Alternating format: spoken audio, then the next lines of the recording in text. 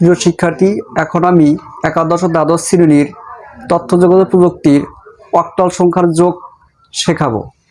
তো অক্টাল সংখ্যার যোগের নিয়ম হলো, এখানে অক্টাল সংখ্যার বেজ হলো কত 8।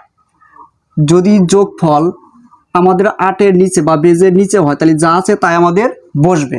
আর যদি দেখা যায় এই যোগফল বেজের সমান বা তার উপরে যায়, মানে 8-এর সমান বা তার উপরে যায়, তাহলে আমাদের বেজটাকে বাদ দিতে হবে।